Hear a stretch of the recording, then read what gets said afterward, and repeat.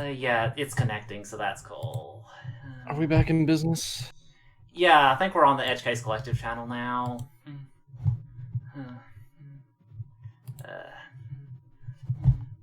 I think I know Yay. what I'm going to submit to Fuzzy Logic now. What? A lecture on what can go wrong with Stream Tech. It'll be a 6-hour series. Yes, that would be so cool. Yeah, definitely. And yeah, I don't know if you have a command for that, by the way, but This will be yeah. this will be an exhaustive discussion and everything that can go wrong with event and marathon Stream Tech. Post 1 out of 4,346.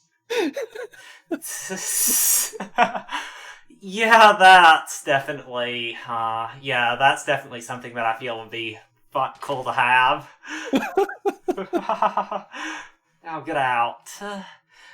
So you mentioned that I like how this happens. So there's also a way you can do this correctly, right?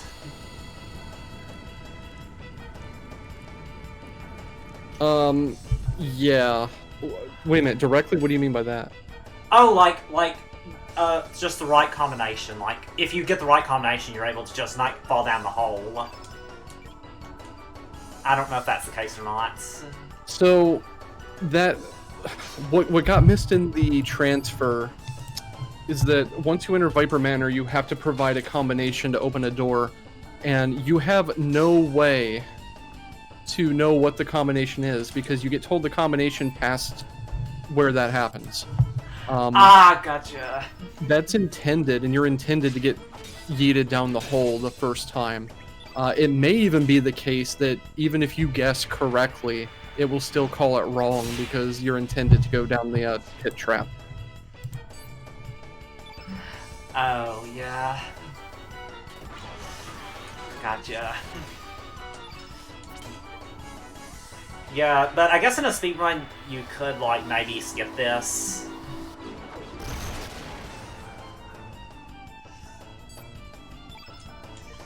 Maybe, but I don't think so.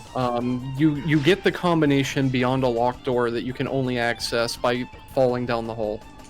Gotcha, you are yeah. absolutely intended to do this. Yeah.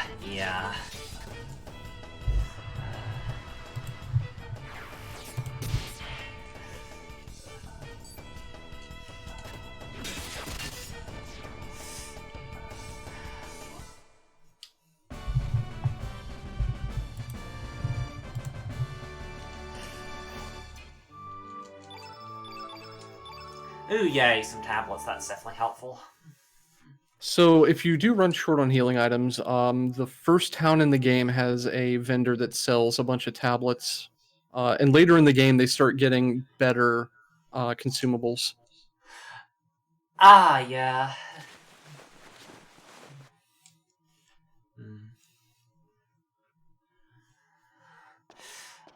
Wait, I guess, now we're dressed as prisoners, yay. Yep. You Or, are incognito. incognito. Or guards, I mean, but... Oh, heck, we're facing a mimic. What? You found the treasure chest. Congratulations. Oh, wow. Which one of us do you choose? Well, heck you, game. Cheater. Yeah, I'll admit it, I'm a cheater, yeah. Definitely. Excellent. Let's see.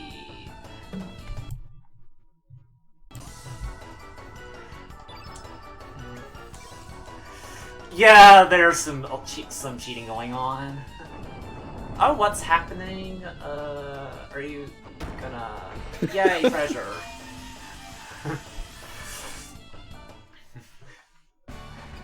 The beauty of safe states. That's something I found so endearing about this game is for the entire first half of the game, every enemy you fight is just this incredible dingus enemy design. just everything is goofy and weird and alien, like you would expect in a fantasy world. Yeah.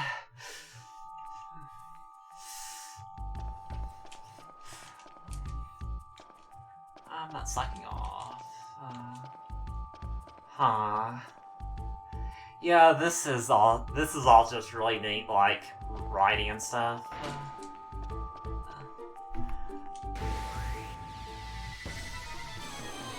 Oh, but you're not in, like, like... It looks like we're not in, like, the outfit when we're actually fighting, though. I guess that is good, just so it'll be distinguishable from what you're doing. But yeah.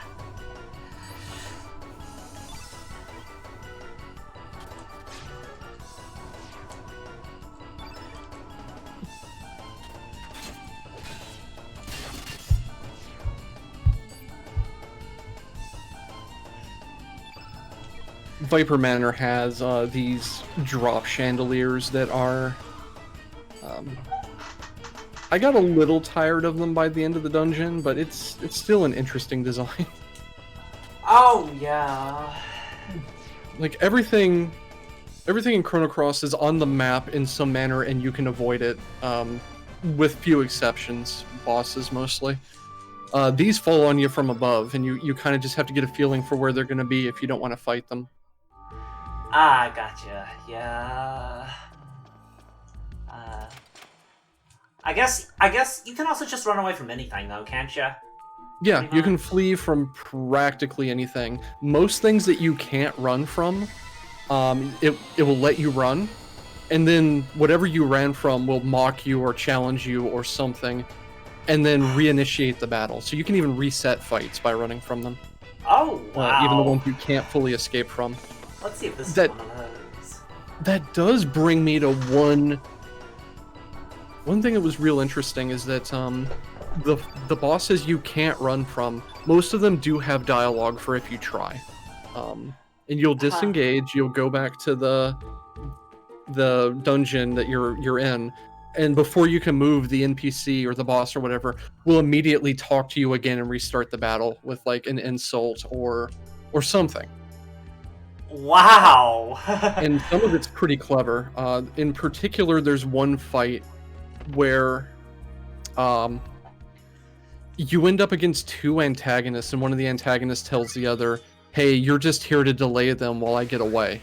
So we got into that fight, and I'm like, I'm just gonna run then, because you're only here to waste my time.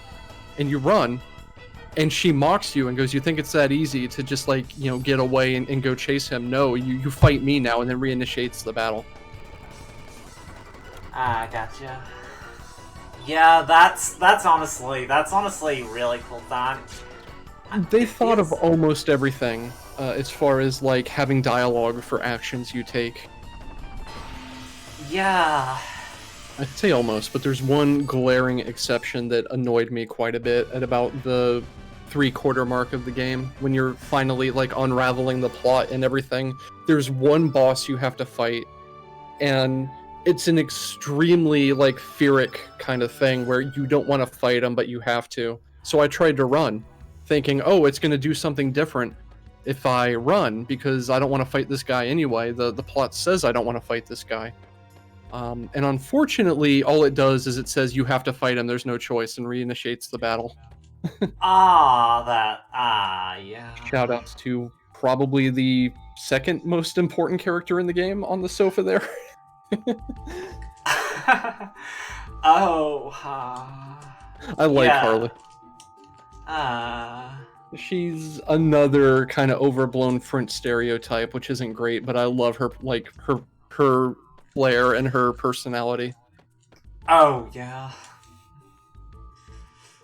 I wanted to use her the entire game from when I recruited her, because again, portrait, probably recruitable, but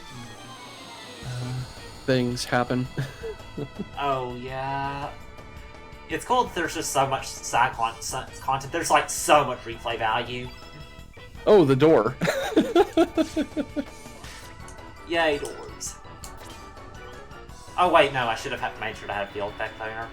But,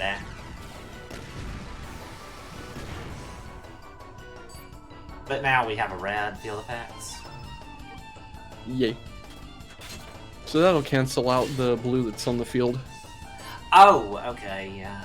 Oh, so like now like blues don't get a buff or... Right. The score as far as red against blue goes is even. And then yellow is +1. Oh, okay. So like they negate each, like, so if you have one field effect can make another one weaker. Okay. Yeah. Huh. Yeah, the monsters in this game are utterly ridiculous. Yeah. Grand finale. This is so cool. Yeah. Just slash with the guitar.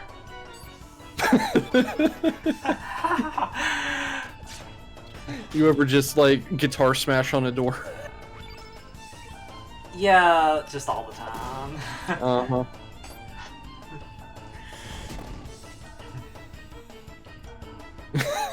The enemies just... This door comes like waddling up to you and just dives on you to cause damage.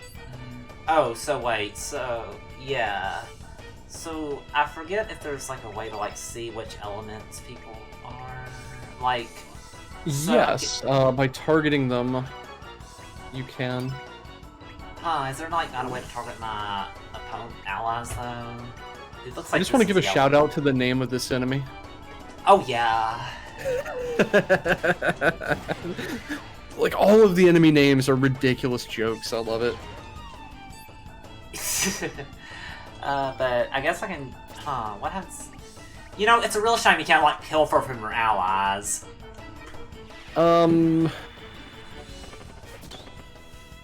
Aw. You can figure out what Nikki is from the menu. I'm just gonna look it up right quick while you're in this battle. I want to say, blue. Yeah, Nikki's blue.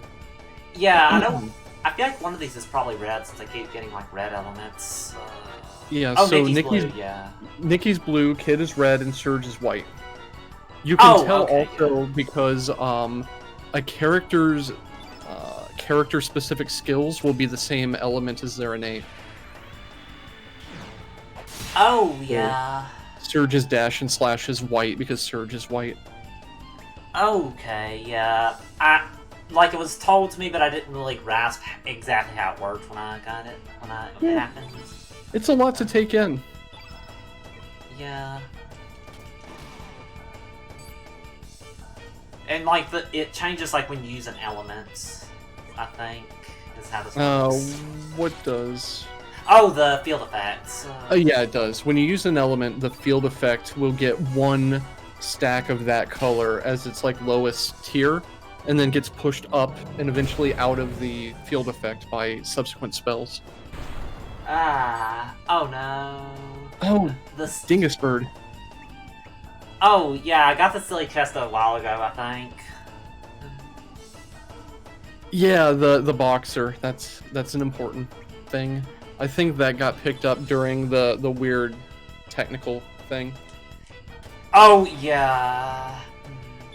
I guess Do you know the button to zoom in on enemies and get a look at just how ridiculous they are up close and personal? No, I don't. I think it's while you're selecting a target, you hit L2 or R2, but I don't remember. Oh, huh. Oh, I didn't... For some reason, I didn't know I could, like, switch which character I use, so that's what I'm supposed to probably do to, like, make sure the field effect is how I want it to be. Yeah, that's part of it. Also, stamina management. No, not the try 20 times chest. We're talking about the boxer encounter. Oh.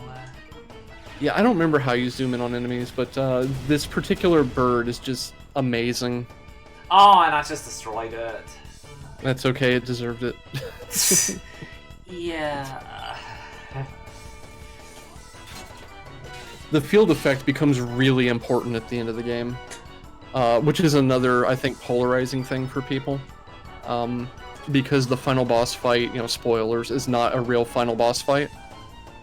Oh. You have to manipulate the field effect into a specific state, and then you just win. Okay, yeah. And there is an explanation for it, and some of the hate mail I see about this game is, how are you supposed to know to do that? But in my completely unspoiled playthrough, I figured it out. I figured it out before even seeing the boss, actually. Because there's a room you walk into, and the party takes specific care to say this sequence of colors is really important. Oh, yeah. Triangle to change view in combat, okay.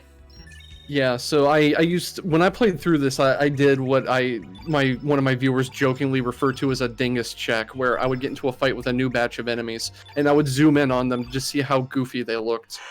And the answer is usually very, very endearingly so.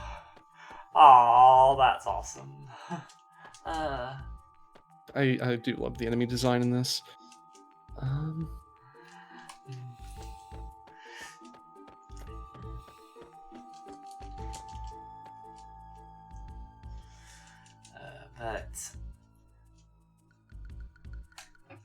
Yeah, a lot of this is just plot bomb. Yeah.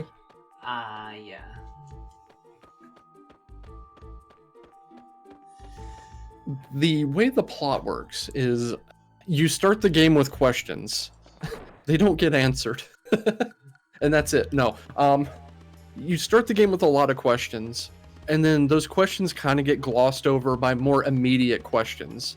And those get answered, and then you have more immediate questions, and those get answered. And after about 4 or 5 iterations of this, everything that you've been finding out as you go kind of suddenly ties into the overarching story of how the heck did Surge get thrown into a parallel universe.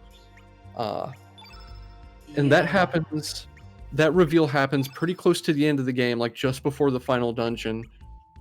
And that's tied into the tie-in from Chrono Trigger, and it all happens so fast after going 20-30 hours without getting answers to anything.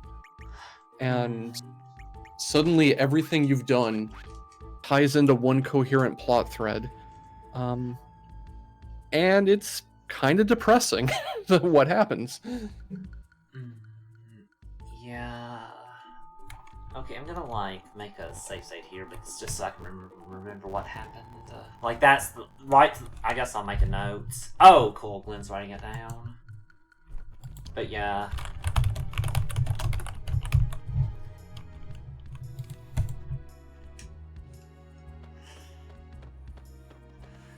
Yeah, so the least spoilery I could put it is that the entire events of Chrono Cross occur as the result of a science experiment gone wrong that occurred after the story of Chrono Trigger, and basically implies that if the entire sequence of Chrono Trigger had never happened, the world would be better off. So anyone who's really a fan of the Chrono Trigger plot probably took that sourly. Oh, yeah. Oh, get Karsh's chest. Okay, where is that supposed to be? I may have gotten it already. Karsh's quarters, I believe, are on the top floor, like the first floor where you come in to the right. Yeah, that's a big part of the hate this game gets, is you have no visible relation to Chrono Cross for 2/3 of the game, and then all of a sudden in the big plot bomb, oh yeah, this is a direct result of what Chrono, Luca, and Marley did. And as a result, very, very bad things happened, and Chrono and Luca and Marley didn't fix anything, and it's all awful. And big spoiler here, Chrono Cross is the result of the worst ending you can get in Chrono Trigger. Oh, wow. Yeah, the worst complete ending. Let me disclaimer it with that. The entire Chrono Cross universe sparked off from the ending in Chrono Trigger you get where the lizard people take over the world. Oh, wow. Kind of. Huh. That's what it's based on. I forget what you have to do to cause that ending to happen. I think you have to do it like when you go to like the 65 million BC or something is what I would guess. I don't Yeah, know how you that have to is. start the 65 million BC plot arc, then go back to the end of time and take the bucket to Lavos without resolving the Azala plotline. Ah. So that leads to Universe 356 out there, Timeline 356, having the dinosaur lizard people become the species that wins the evolution race of 65 million BC. They become advanced civilizations with their own scientists and everything, and then decide to start bullying other timelines where humans are the species that became the main civilization, I guess. Oh. It's wow. a lot deeper than that, but if you're a huge fan of Chrono Trigger, you went and got every ending. When the plot reveal happens, you may stop and say, wait, that's what started this? Like, that's what became canon? Yeah. Wow. Okay. Let's just fast forward this. Yeah, that golem dingus is in the way and basically never moves. You have to eventually get the combination, work your way back around, come in from the right side of this room to get back to the central hallway. Okay, yeah. In any case, that's a pretty big reveal, but I feel like I left out enough details that you will still be surprised if you get that far.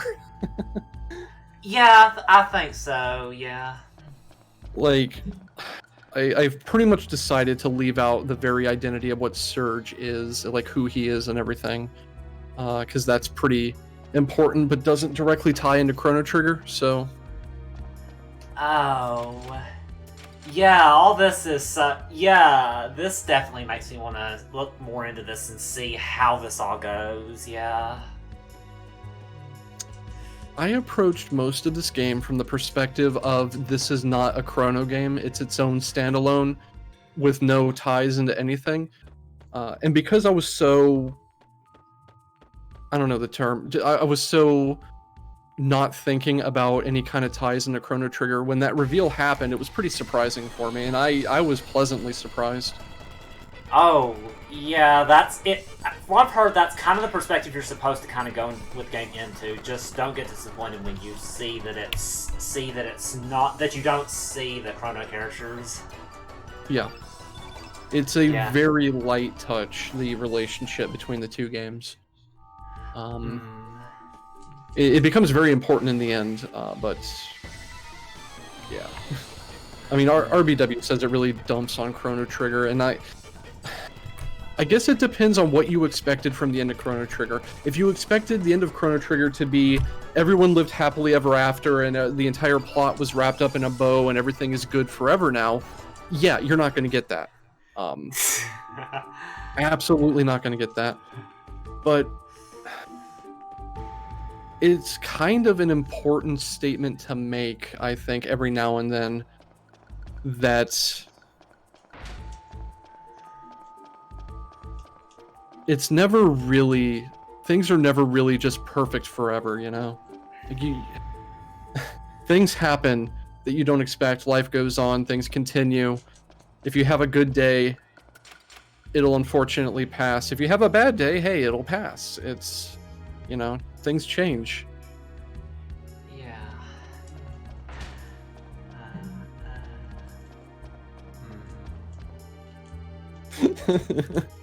I think I'm generating some salt. Oh, hey, yeah, this is... I don't know. Password.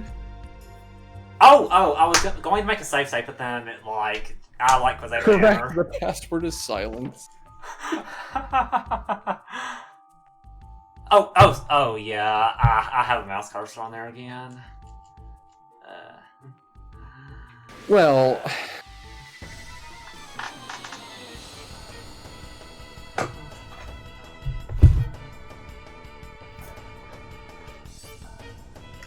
So, like, I noticed that one of these is smaller than the others. Does that actually correlate to like which one is the correct one, or? Not to my knowledge. I believe it's just random. It may even be predetermined, but I don't believe it's any indication. Okay. John Cage's 433. Oh, jeez. Wow. John Cage's 433 is a concert performance where the pianist walks up to the piano, sits down, and doesn't play anything for 4 minutes and 33 seconds, and then gets up and walks off. Which amusingly has been the subject of a copyright infringement issue before. Oh, wow. Because an electronic musician specifically credited 433 in his remix as like a sample that he used, and apparently someone out there decided to copyright strike that somehow. Oh, wow. Oh no, the face is a monster.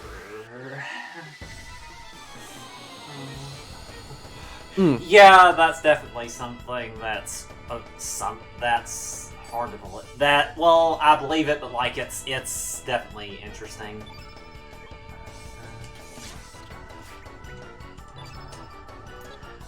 Oh wait, no, I don't want to use that because like of how the elements are. But I have to use that. I have to use a red element to make it red though.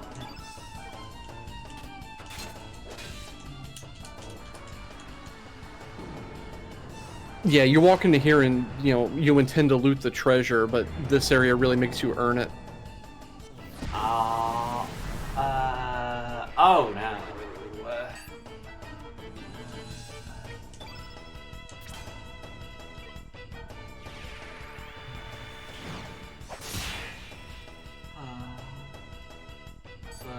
Yeah, so... I guess I can use, like, an elemental spell that doesn't, like, harm. Like, it doesn't, like, affect the usefulness of, like, say, Pilfer if there's no red elements, right? I have no idea what the formula for Pilfer is. I'm sorry. Yeah. Well, this does, like, just create, like, a red element. Oh. But at least I got a red on there. And I want to use another element so that blue gets toggled off. But I can't really do that. So. Later on, you get a blue innate character who also has a steal, which is kind of cool. So if you want to steal, your only option is not Kid. You have other options. Which is kind of cool.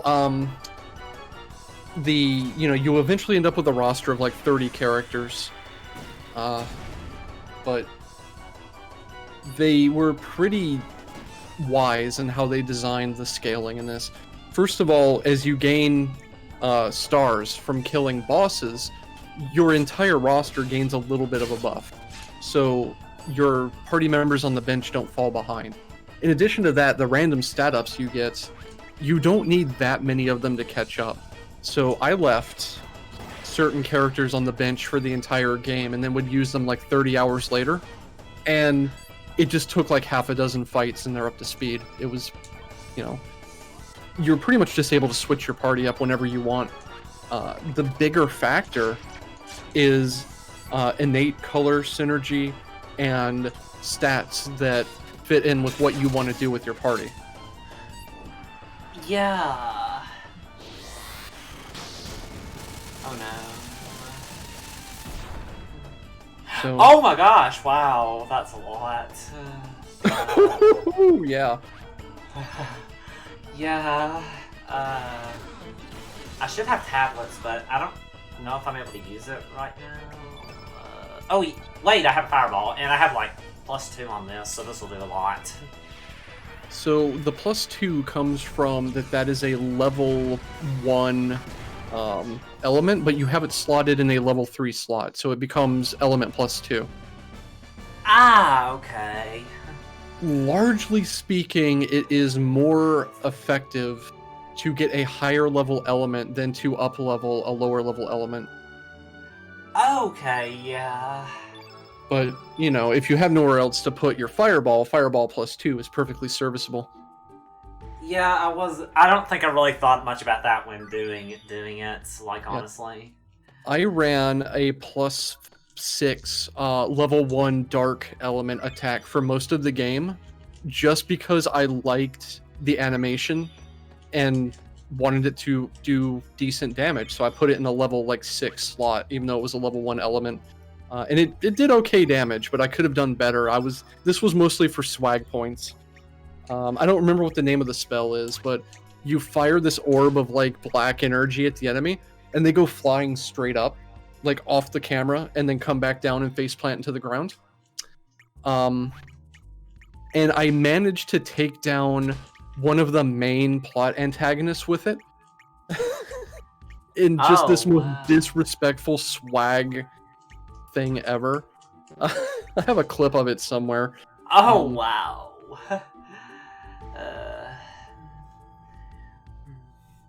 Yeah.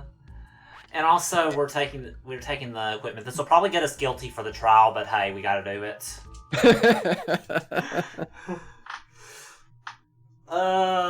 Wow. You have to do this anyway. So I'm going to request that you go over and talk to the critter in the cage. Once you try to do whatever you're gonna do here. Take it. Take it cautiously. Must be some kind of trap. We should leave it alone. Whatever, just grab it. Yay, a pendant. Oh no! Okay, talk to those. The very far left corner of the room, there's a creature in a cage after this dialogue. Oh, yeah. So this is Lucia, the woman here. Her accent filter is faux German, basically. She is a scientist for Lord Viper. Oh. The creature in the cage to the left is Pip, who is incredibly important. No matter come out. So, like, talk to Pip, yeah.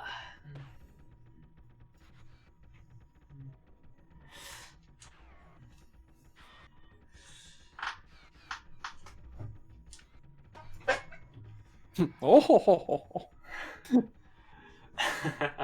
Lucia has evil mad scientist vibes, and it's kind of amazing. Yeah. Onion enemy is good too. Yeah. Oh no.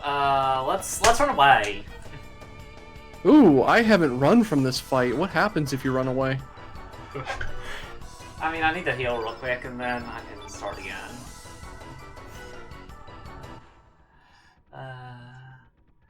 Oh, it lets you run away. That's really cool.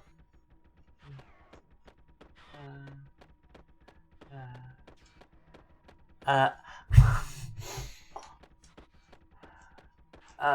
not able to talk, or maybe I'm pressing the wrong button. Huh, it's... The creature the way to the left. Yeah. Hi, I'm Pip. Yeah. The best sea someday on a big, huge ship. Yeah, so Awu speak out the wazoo. Would you mind opening this cage quietly? Yeah, let's open it. Thanks, I'll make my escape later. Till we meet again! So, having done that, Pip will now show up in just like in the mandatory plot path later in the game and be recruitable. Ah, cool. And I can't talk to these, right? I don't think. I don't think so. What if I talk to Lucia now? No. I will let you go if you can defeat my neon bulb. Yeah, so that's what I'm talking about, is the game actually had plot alteration in mind if you ran from this fight, which is kind of cool. Oh, yeah. Oh, wait, I should have, like, healed, I think, first. Like, I should have used my tablet, so I'm probably going to run away again first.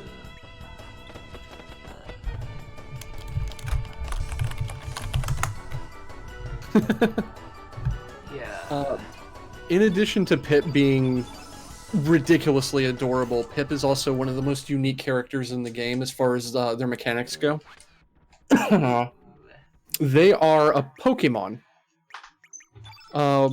They evolve and actually have an evolution tree that can be altered by having them use different abilities in combat. And they change everything. They change innate, they change shape. I ended up with a really cute angel Pip at the end of my playthrough. Aww.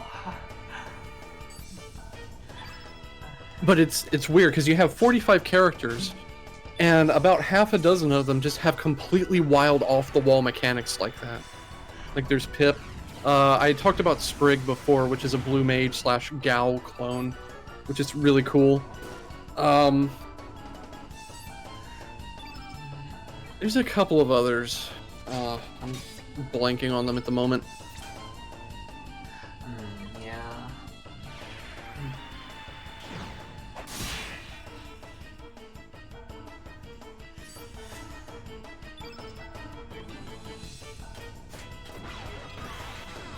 For most of the game, though, I was able to just use whatever party members I thought were cute. The difficulty is pretty much right on par, where if you get an idea of how the battle system works and how to use it to your advantage, you can pretty much pick anyone you like aesthetically and personality-wise and be fine through the entire game with them. Leading into the final dungeon, I went with a more optimal party, but that's just because final dungeon. Yeah. Okay, let's see what this vault has. Alright. Ooh.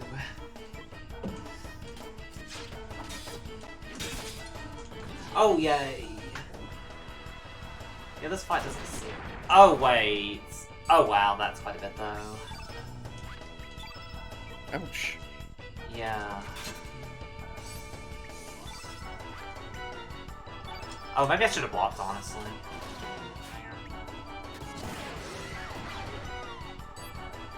Oh, wait, I have a green one now. Oh, yeah, the enemies can also change the field effect, yeah. Yeah. So... had everything planned out so well, too. Heck. Yeah, like I said, later on you get summon spells, which are level 7 elements that you have to have the entire field be one color to use. And oh, that's rough, because the enemy will almost assuredly get a turn in the middle while you're trying to set that up. Yeah, I don't have any green enemies, unfortunately. So, can't, like, really take advantage of this.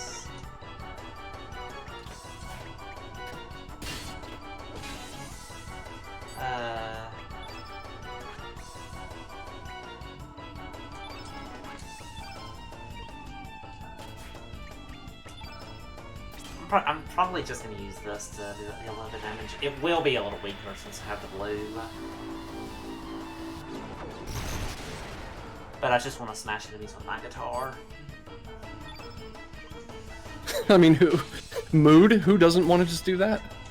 Yeah! Oh no! I should be almost done, I think, with this battle, though. Yeah, cool.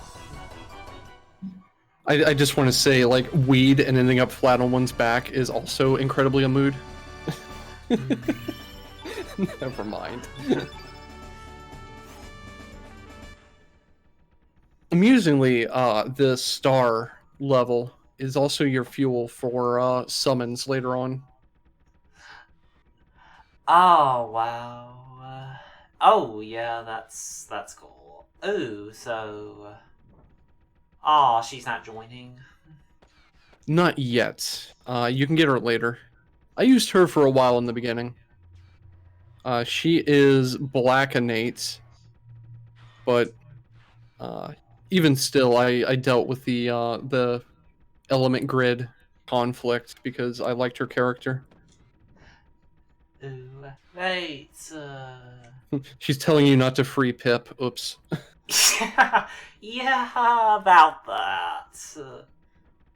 Ooh, hey. I'll be waiting. Yeah, so her recruitment is basically once you finish the events of Viper Manor, the next time you can come back here, you can walk into this room and recruit her. Or, yeah, well, you walk into that room and you're able to find her and recruit her. Ah. So, yeah, so I think now I can, like, do the thing. Okay, this hasn't been... Do you have the password written down? I'm The pretty sure I wrote combination? it down somewhere. Yeah, right Okay. then left. Okay, but you need a number. You need, like, right how many and left how many. Oh, I thought it was one each. Nope. It's, there's a part of the combination that you missed because, when you're overhearing the combination being told to Glenn, you can't hear all of it. He writes it down and then walks off. Oh. Yeah, heck. Oh. Yeah, I need to talk to Glenn some more then, I guess. Yep. Viper Manor is probably one of the biggest puzzly dungeons. A lot of them are just you walk through and fight things. There is a very notable exception at the end of the first major plot arc that is just like a 4-hour puzzle dungeon, but I found it well paced and well executed. Ah, There you go. gotcha. Yeah, so now I can just go back. I'm curious what would happen if I tried to input this, like, with loading a save or something. I guess, who knows, honestly, but yeah. I'm guessing they wouldn't let you do it, but...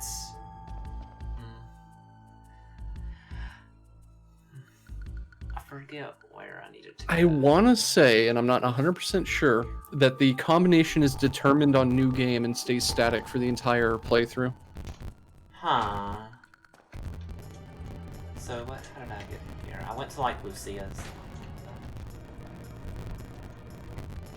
Oh, right, I went here, I think. Yeah. Oh, wait, no. I shouldn't have said anything. Let's just run away, I guess.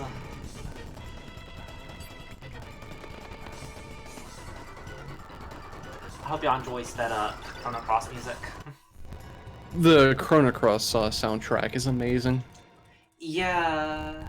I love the battle theme in this. Oh yeah, it's a real jam.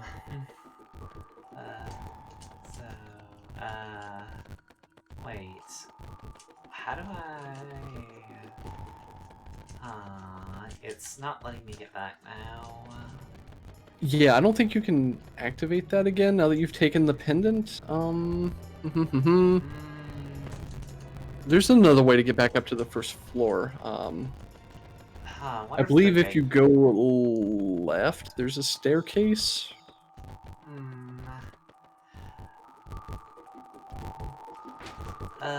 Yeah, there's a staircase down here, but earlier I couldn't go here, but let me see.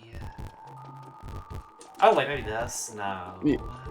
Yeah, there's nothing here. I think if you go left from the first room, there's a staircase up to the first floor, but you might have to do some shenanigans to get around to where you're going.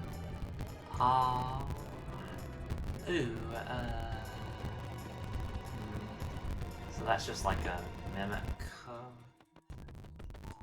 So, she doesn't have anything new to say. Yeah, she joins you way later. I wonder if I could defeat the doormate. Oh, yeah. Okay, I didn't notice that was an eye for a really long time until just now on the door. That's alright. It's standard definition. The resolution on it's a little low. It's hard to tell what's what in a couple places. Ooh, where does this go?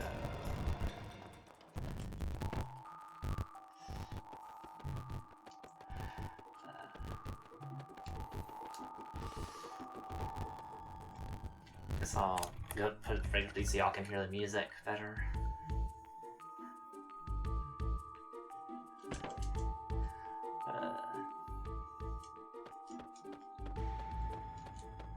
Oh, yeah, maybe there's something around here. Oh, it looks like it might be trying to say there's something else there. I'm not sure.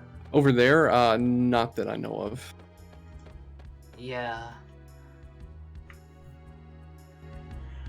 So this was my experience with this, with Viper Manor as well. It's complicated. It feels far mazier than it is, but most of it is enemies in the way, NPCs in the way that would prevent you from cleanly moving from one place to another.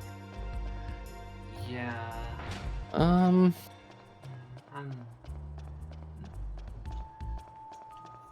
I really wish I could remember how to get to the other side of that golem again, because that's what you have to do. Yeah, yeah. Maybe I'll try to go to that one area again. Maybe I can figure out something.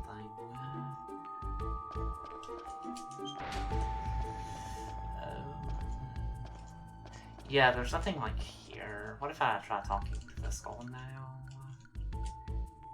Ooh, bust it up. Let's do this. Ah, there we go. Yeah, yeah. I wasn't expecting to have to do another boss battle, but okay. Or it's maybe a boss, but like another enemy. It's a mid boss. Okay, I'm gonna heal Kid, I think. Yeah, that's a good idea. Yeah. Yeah, violence solves everything.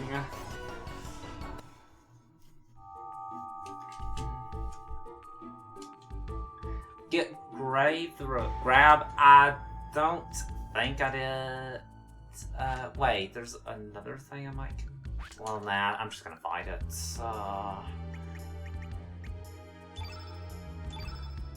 Honestly, I feel like kind of just leaving here. So, if I end up being grab it, I can get it somewhere else. Get like something else probably, or just not use it. Revive elements are pretty rare in this game, unfortunately. But on the other hand, you get auto-resed after battle. Oh yeah. Next to the save point. Okay, Yeah, it's pretty important. I'll try to look for it after this if it's important. Oh, I have a red. Yeah, heck yeah. So, I guess it'd be better to use like Pilfer first. Or wait, no, that'll like put the red off the screen, so that will count.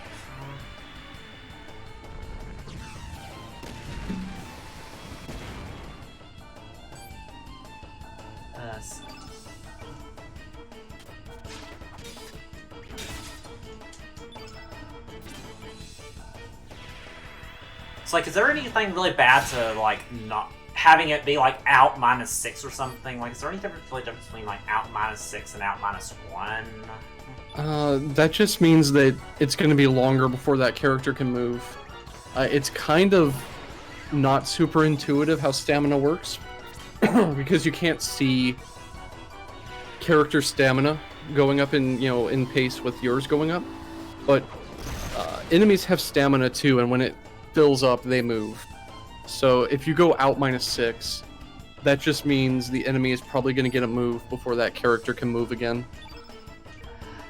Ah, yeah. But on the other hand,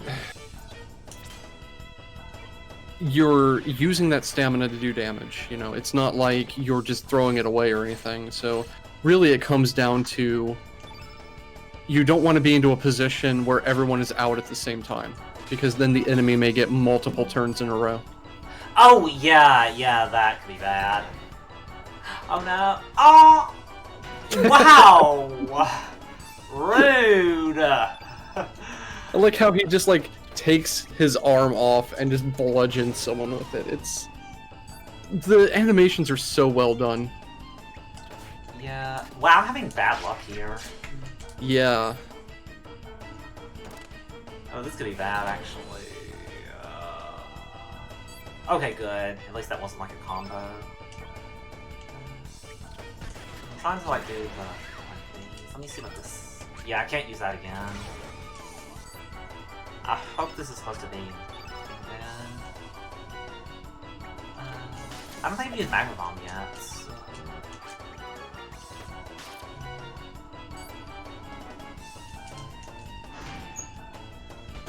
Oh! No! I guess... I can't... It's not letting me use, my tablet now. So, we'll see how this goes.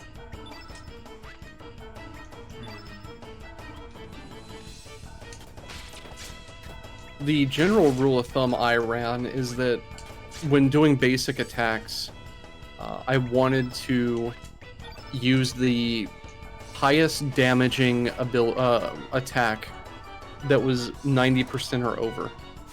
Ah, yeah. Oh! Because landing weaker attacks will, Oh, she almost survived that. Yeah. Oh no, this is really Landing bad. weaker attacks will make your stronger ones more likely to hit. Oh yeah. Oh, this is a problem. I guess I'm just gonna run away and try again. Yeah, you have like a 98% chance to run. It's huge. I haven't failed at any yet. I did once or twice very late in the game, but mostly it comes down to you try to run, then the enemy goes first and hits you and you explode or something. So the save point I think was here. So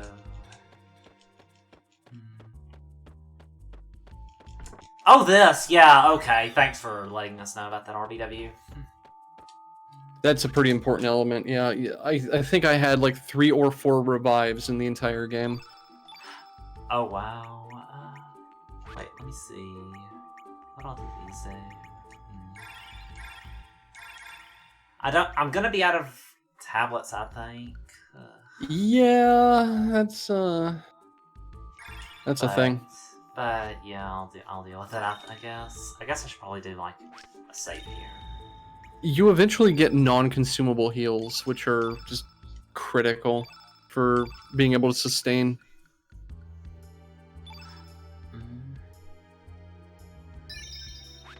Yeah, I think we might be wanting to wind down pretty soon. Like, probably after I finish this dungeon, depending on how much longer it is. You are about to finish the first half of it. Well, after I finish the first half, then we may be finished then.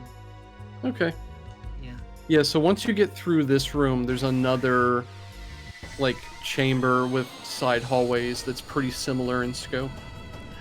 Ah, gotcha. It's a pretty long dungeon, if you don't know how to get through it. In subsequent playthroughs, I got through it in, like, 10 minutes, but just learning where to go and what you can do to make the NPCs move and let you through and whatnot is the challenge of it. Yeah. Which is, it's kind of cool. There is no long, sloggy kind of dungeon in this game. I think the dungeon with the most fights for me, aside from the final dungeon, was like 10 fights or 12 fights total. It's not... Combat is longer and more involved, so in return, they give you far fewer fights than a normal RPG. Oh, yeah. I'm kind of playing a little risky with the item, with what I'm using. Yep. And well, with the way the combat is more involved, it's definitely a good thing that there's no, like, random step-based encounter pacing. Oh, yeah. I don't agree that the game is sloggy at any point, to be honest. It felt smooth for me the whole way through. Maybe it's because I could see the enemies coming. I could choose to avoid them in some cases, but... Oh, yeah. This fight feels pretty tricky, honestly. This one's pretty rough. Like, if I would have gotten it correctly, I wouldn't have to do this fight, I don't think. So...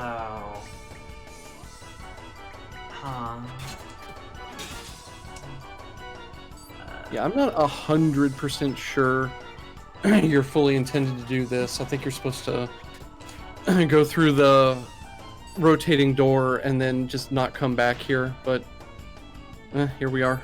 It's a little... I feel it's kind of a little mean that you have to do this if you didn't get it correctly the first time, but that's how this is, I guess. Well, RBW, if you're talking about the one dungeon just before you get back to where the intro is, yeah, I specifically said that one is pretty heavy, but the entire game on aggregate is not at all. Actually, even that wasn't that bad. It was long, but it was... It gives you a bunch of different gameplay interaction methodologies to break it up. Like, you have a bunch of combat in one area, and then you get a puzzle, and then if you do the puzzle wrong, you get a bunch of combat, but then you do the puzzle right. Oh, yeah, that's no. a very long dungeon. Oh. It looks like the enemy's tired, so maybe I can do this. Let's go. Oh no. Okay. Oh my. Oh no. Oh, that was so close, I think. That's incredible. Yeah. Oh, haven't never seen the game over screen of this game, so we'll get to see that. Yeah. But the future refused to change. Thus the life force called... Oh my gosh! This is a dark game over screen, wow. Yeah, it is. And, I guess just get back. I don't remember where my save state is. I'm considering loading that. I think it's wherever the last mimic was, so... You can take a different slot save now, and if it turns out the state is way far back, you can reload it to get your memory card state back. I'm not sure if... I don't know how RetroArch works with that, but hopefully that... But... I'm not sure if it'll, like, change the memory card state to the old one, but I guess... it's something I might just try. Let me see what this does. Okay, we're at the last mimic fight. And I think this was the right one. Oh right, you were cheating to get the right chest. Yeah. Honestly, at this point, it might be faster to just fight, like, to fight the enemies from earlier. I'm gonna, like, just speed up the battle, I think, because... Yeah, you should be pretty good to just go through the dialogue here, fight the onions, and just not goof the combination. You might have to go get the note from Glenn before it will let you put the combination in, though. Oh, what? They still grabbed it even though I said not to. Yeah, that's a but thou must situation. Lucia and Pip become pivotal later, so you have to do this interaction. Ah, gotcha, yeah. Or at least I think Lucia does. You can miss Pip. Yeah. Okay, so I'm gonna wanna... Hey, we'll find out if I can just, like... I can just do this now, at least, so that'll be cool.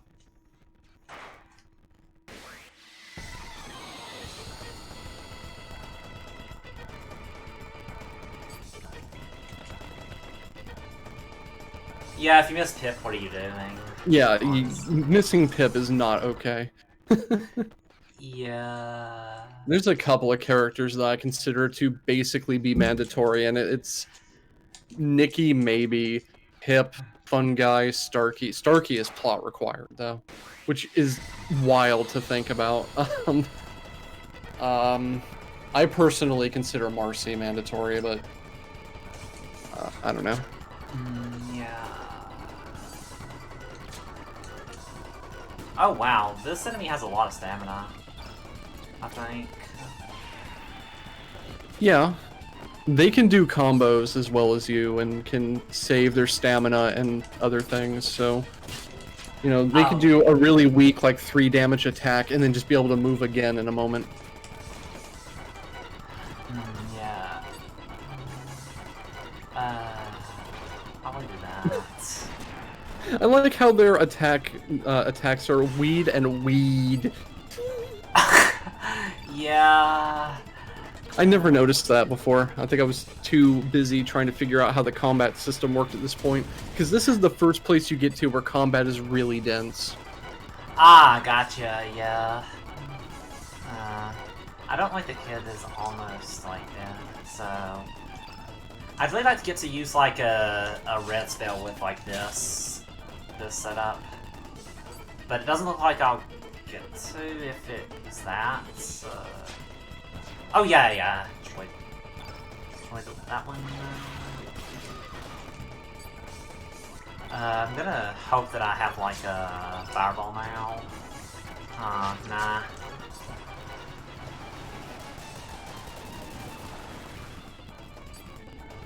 Okay, yeah. Honestly, I love Nikki, but Nikki doesn't really do that much damage. Nikki's attack is very much in the dumpster. Their main purpose is elements, I think. Ah, yeah. They're a hybrid character, but hybrid characters in this tend to be just kind of okay at everything. Oh. Also, okay, stat gains are random, so once you have characters who come with a basic disposition toward a certain use case, but that can change if the RNG is weird to you. Usually it will follow along with what their purpose is supposed to be, but I ended up with I think my highest strength character being like Lucia, who's very much not supposed to be strength. Oh, huh. It can be random.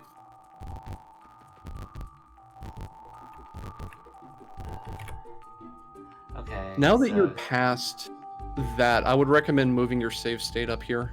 Yeah, that's probably a good idea.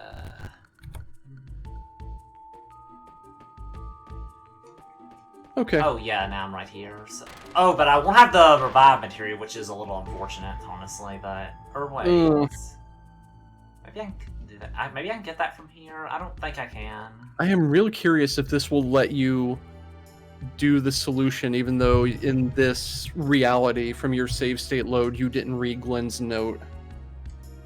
Yeah, we'll find that out too, right? And then 7 left. Let's hope. Tension.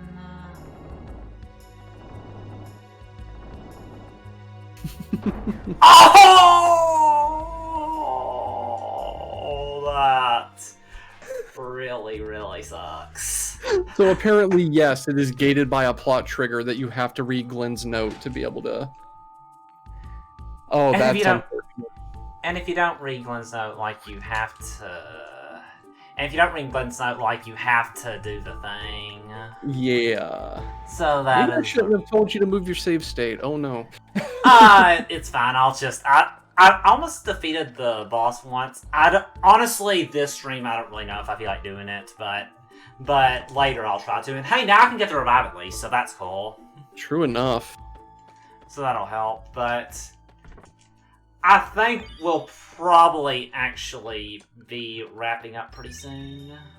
Or wrapping up, like, about right now, I think. So do you have anything else? So I guess you can talk about the game more if you want. How more you want to say about it? I mean, I think the main things that make it polarizing are people wanted another Chrono Trigger, and it's not that. And not only is it not that in any way, but the people who came into this wanting another Chrono Trigger got the bonus insult of the plot of this game invalidates the ending of Chrono Trigger. So you have these people who want more CT. Like, yeah, I'm all excited for that. Oh wait, this is nothing like this. And 2/3 of the way through the game, it insults the plot of the original game. Kind of not a good recipe to attract players who will turn out to like your game. But I think if people come into it with this mentality that it's a different game entirely, it's really good. It's one of my favorites now. I mean, I don't go back in 100% games very often. I usually finish the plot experience and move on. But this is one I went back and 100%ed. Which, like I said, kind of rare for me. Every time I bring this up, I get into an argument with someone who just insists this game is total butt. I don't agree. It honestly seems like a pretty neat game, honestly. I like the replay value. It wasn't letting me delete that, so that's why I typed that into chat, but anyway, so Thanks so much everyone for watching, and thanks so much Trysdyn for being on commentary. This was so much fun to hear about this game and everything. Yeah, it was fun being here. I played this like 6 months ago and had forgotten a lot of it, but it was kind of a charming reminder of how much I liked it. Yeah. So I think we'll be rating Frozen Flygon. She's actually doing her 500 follower special now, and she's doing Celeste Crow Control, where you can like change effects, like you can like donate channel points to do things to like change the game. So that'll be a lot of fun. So yeah, thanks so much everyone for watching. This was a lot of fun, and see you, Trysdyn. Yep, see ya. And